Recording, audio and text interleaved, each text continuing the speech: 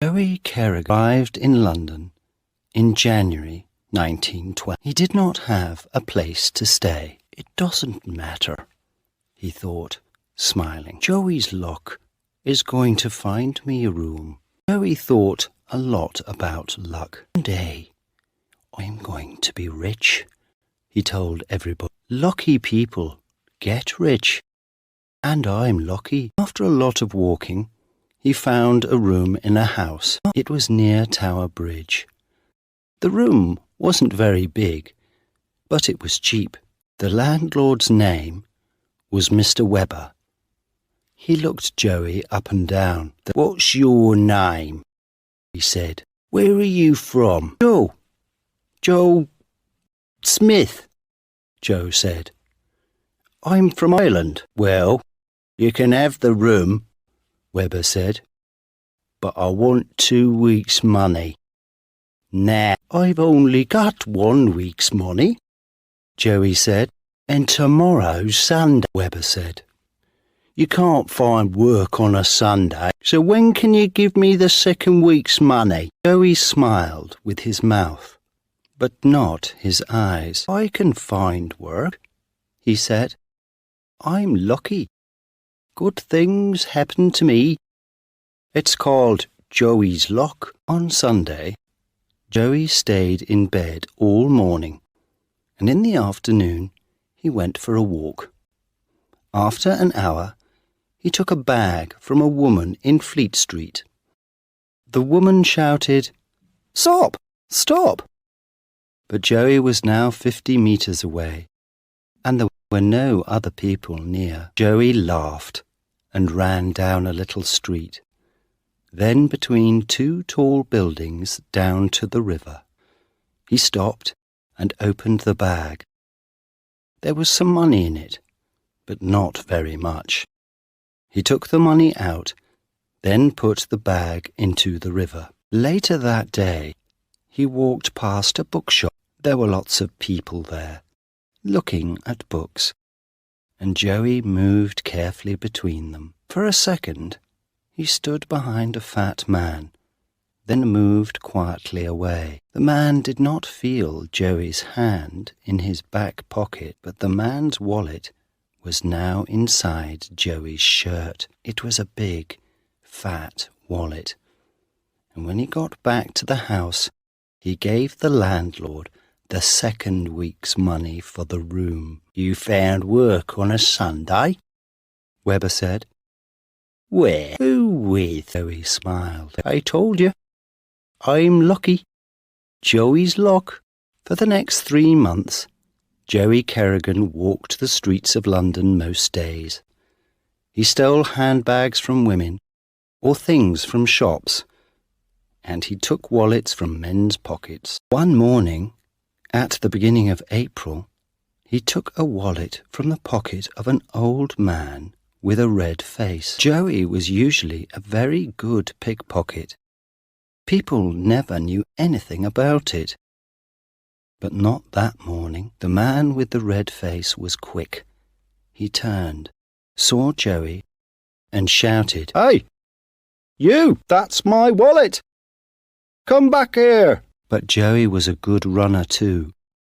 In 2 seconds he was round the corner into another street, then round another corner, and then he jumped onto a bus. Joey's luck, Joey said, laughing. There was more luck for Joey that week. He first learned about Theo Goldman's money in a pub near his landlord's house.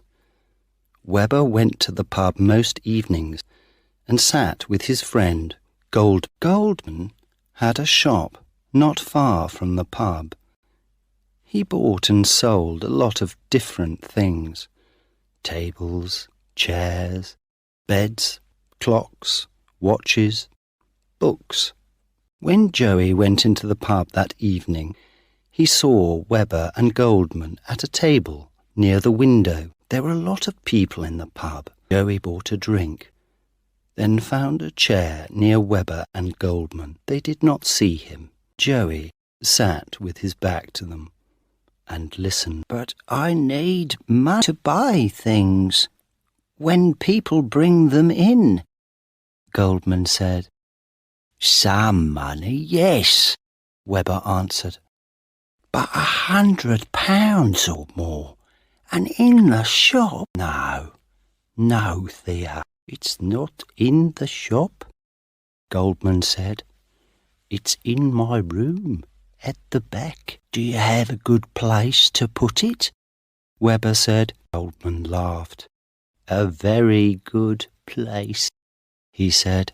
Joey sat with his drink, thinking. He knew Goldman's shop because it was in the same street as Webber's house. Joey often walked past it. 100 or more. I'm going to get that 100, he thought.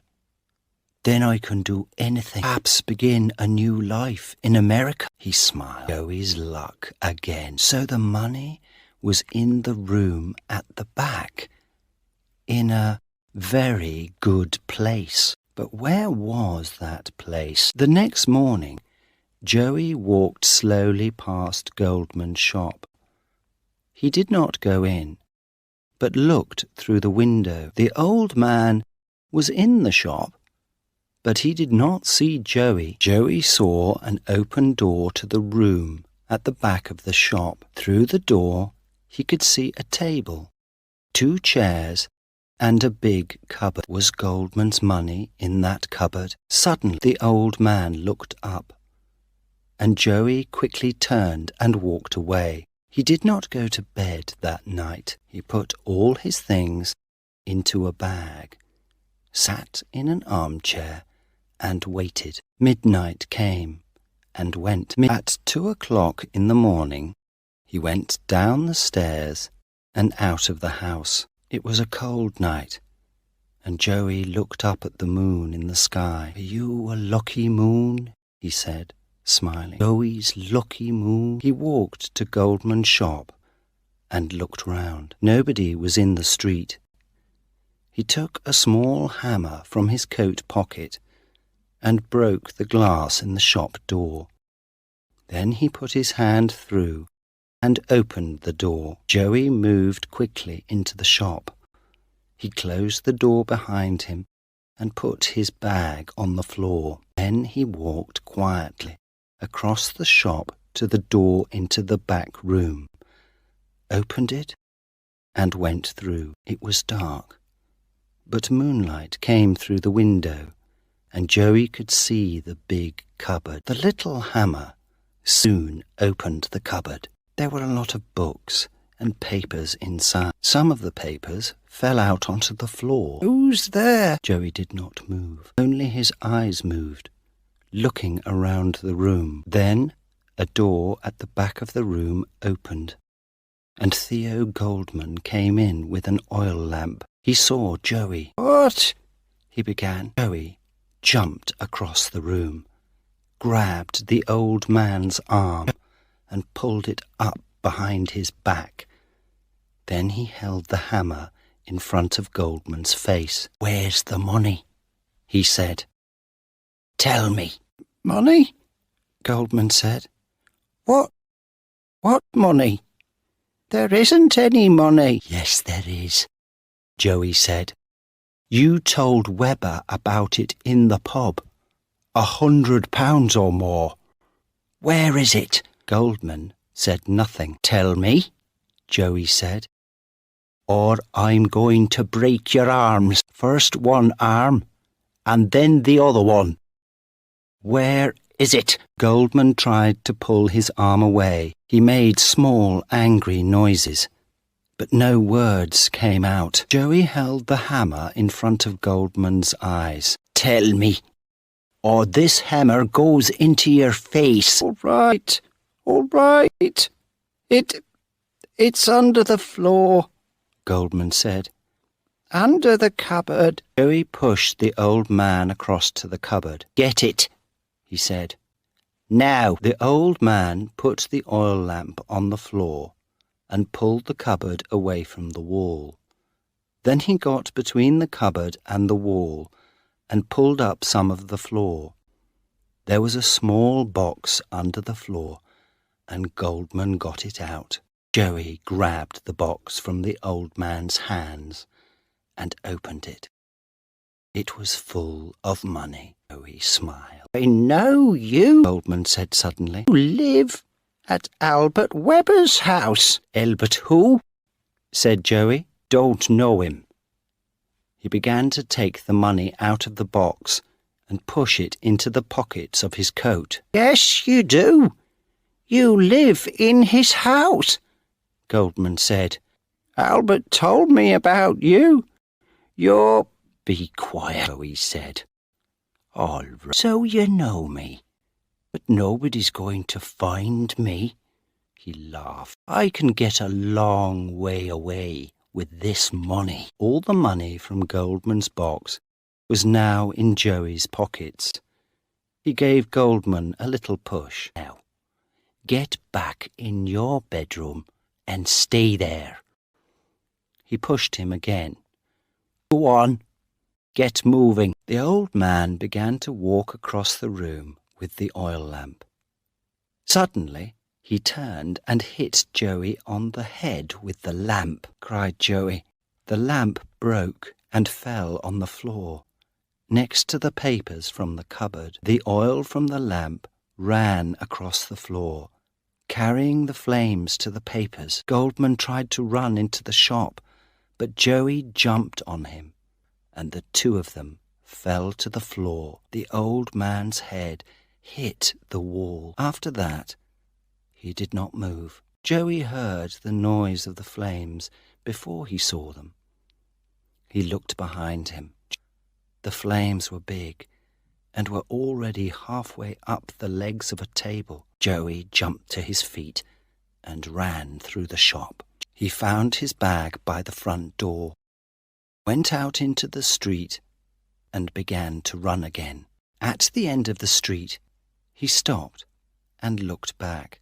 There were now flames in the shop window, and black smoke came from the shop door.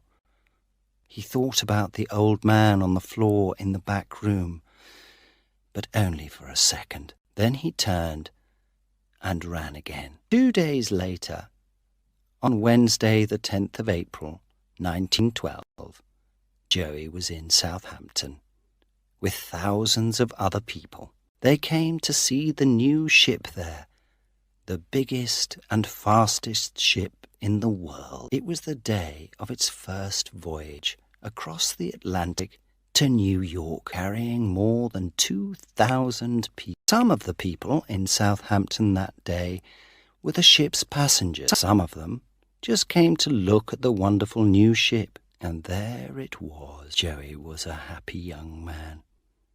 He was a passenger with a ticket in his pocket. A ticket to New York. Life was good, he thought. Joey's luck got me the money for my ticket, he said, laughing. And Joey's luck is taking me to America. This is the end of my old life. And he walked